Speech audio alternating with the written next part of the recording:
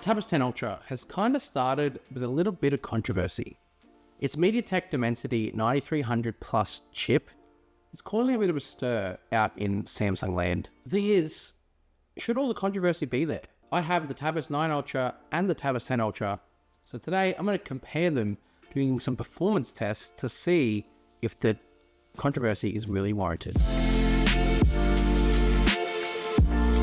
Welcome back to SamMobile TV. You're here with Daniel, and I have the Galaxy Tab S9 Ultra and the Galaxy Tab S10 Ultra. I have done a series of tests. Now, I'm not normally one for benchmarking, but I have done it in this situation. Reason why is because I think it's important to show the performance ceiling that both of these tablets have in terms of their capability. A lot of people are saying that the MediaTek is not worth it.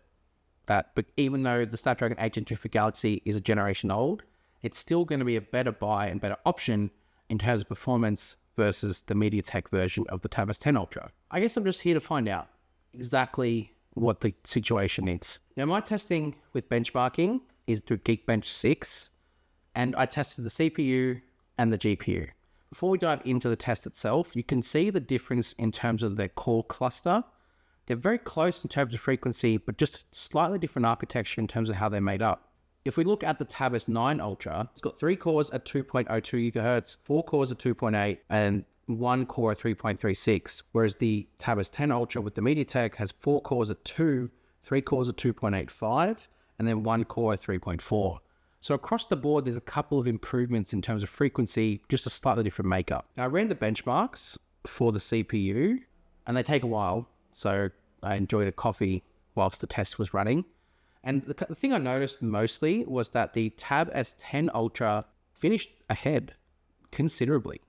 And in terms of this performance sort of output and result, the Tab S10 Ultra score, of course, was better.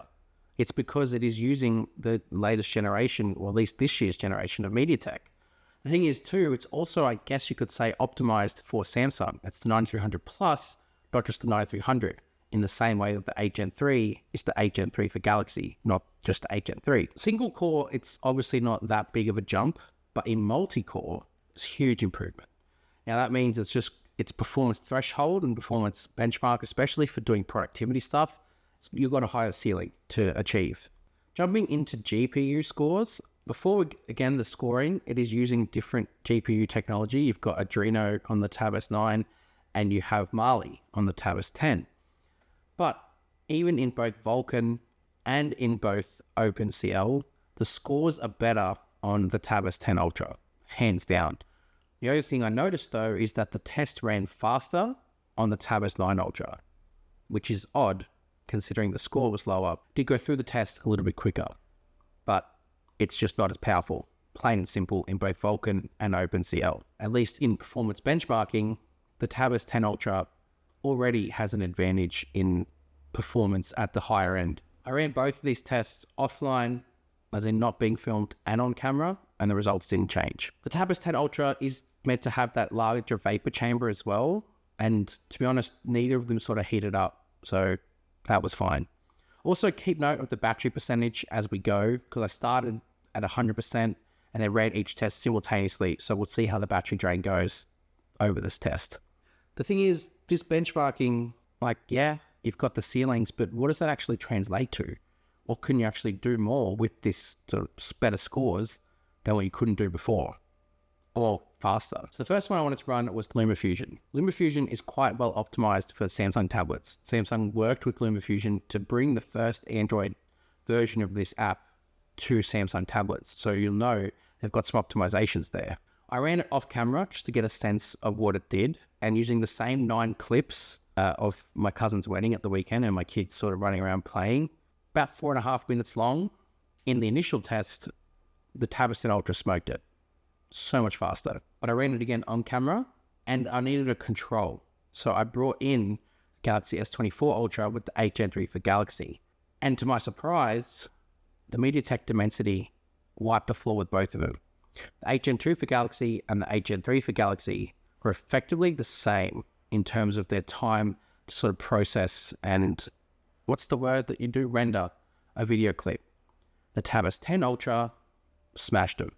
was so far ahead and finished so ahead of both of them that you actually can see a real world difference, a tangible difference in apps, especially that are optimized for the One UI platform using the MediaTek Dimensity 9300 Plus. But fine, that's a heavily optimized app designed for Samsung, and obviously there's probably a little bit of bias towards the newer processor there in terms of video output. I wanted to run it in Samsung's Studio, the Gallery Studio, with the same clips on the same two devices, and oddly enough, the Tab S10 Ultra was slightly faster, which makes me think that maybe Samsung haven't optimized their own apps yet for this new chip. So there might be something they need to work on, but at least if you're using a third-party app like LumaFusion, the performance improvement's definitely there. I did a Lightroom export with a 24 megapixel expert raw photo of the Fold 6, and what I found was it was fraction quicker on the Tab S10 Ultra. I think because that fraction quicker might not seem like much, but if you're bulk exporting a large number of photos after you edited them, then I think that could make a big difference, a tangible difference over a longer period of time. But if you're just doing one, there's no real improvement or no real noticeable difference. Next thing I wanted to test was to do with Galaxy AI. I think what Samsung sort of told me in my briefing with them was that MediaTek and Samsung worked pretty closely together to optimize this tablet and the chip for Galaxy AI. Samsung has certain benchmarks and sort of metrics they need to hit before they're allowed to sort of give the green light to a processor used on their devices, especially when it comes to Galaxy AI as well. And apparently they work closely to achieve that. So I wanted to put that to the test. The thing I think I wanted to test was sketch to image. I know it's server-based, but it's still probably an initial part that needs to sort of process on device before it goes to the server. And drawing pretty much the same prompts with the same sort of style and generation button pressed at the same time, losing it today, you'll see that the Tab S10 Ultra was quicker. Now the results are server-based, so you can't really say one did better than the other because ultimately whatever server connection they got spat them out that.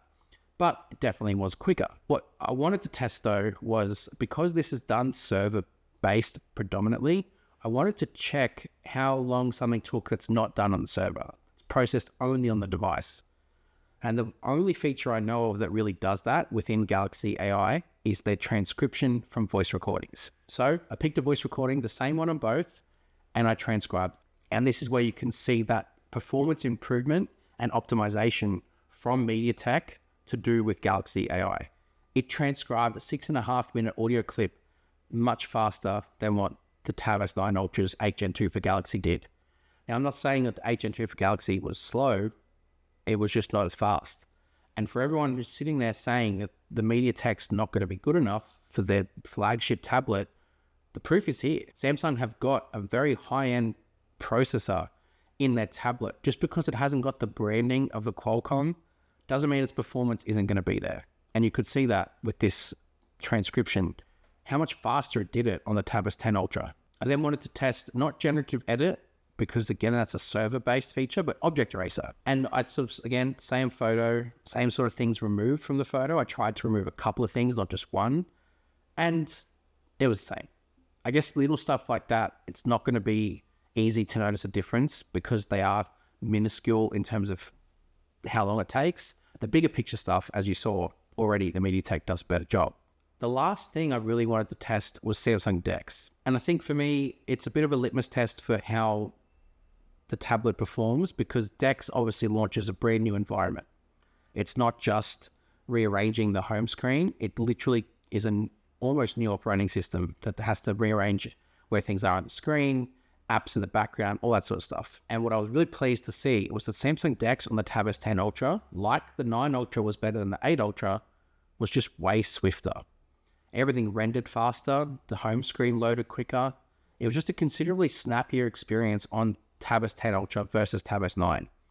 And that might not think like much to you. You might not think that that's a big deal, but DeX in particular, being sort of the desktop environment that it is, when you launch into it, you'd like it to take as quick as possible.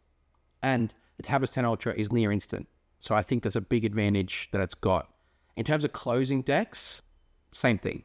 Samsung DeX closes and goes back to normal One UI a little bit quicker than what it does on the Tab S9 Ultra. Now, the last thing to check in terms of performance was RAM. There was a lot of different apps that I opened and tested, and I sort of wanted to check what was held and what wasn't. Most of it was sort of stayed in the same spot, but there was one that didn't on the Tab S9 Ultra, and that was LumaFusion. It had to completely reopen and reload the app. Whilst it still went to the same point, it had to load it again. Whereas the Tab S10 Ultra completely held it there in its spot without needing to reload into it, which I thought was a big advantage too. Because if you are that person who loves to jump around, going straight back into something and not having a delay could mean sort of mentally getting it done quicker versus that sort of mental hurdle of having to overcome delays. Sounds silly, but honestly, it's a big thing in the creator space, especially. Now, this took me about 45 minutes to sort of go through all of these stuff. That's a terrible sentence. This took me around about 45 minutes to go through the process of all of these features and sort of test them against each other. And at the end, the battery was the same, 95%. And really, that's no surprise. They have the same capacity battery. And whilst MediaTek have sort of promised a more efficient chipset with the 9300 series, in this sort of usage, you won't notice maybe 1 or 2% here or there over the day of using it. But honestly, the Tab S9 Ultra was already excellent with battery. So if it's the same, then that's a victory in itself to not lose any battery and get a better performing tablet to go with it. So yeah, that's where I've landed. I think a lot of people have a bit of a bias towards Qualcomm just because of the fact it's Qualcomm. Whereas if you actually break it down and do some things side by side with it, you'll actually see that how good the MediaTek chip is. So I wouldn't discount it.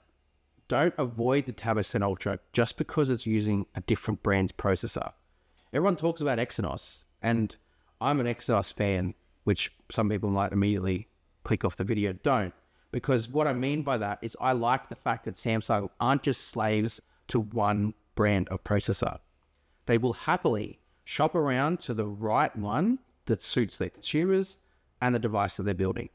And for this launch, the MediaTek Dimensity 9300 Plus was the right option, both in price, but also in performance, in that they didn't sacrifice any performance gains, because as you can see, it definitely is improved. Hit subscribe to SamMobile TV if you like comparisons like this one, and come and find us on all our socials, also on our website, and we'll see you guys next time. Thanks.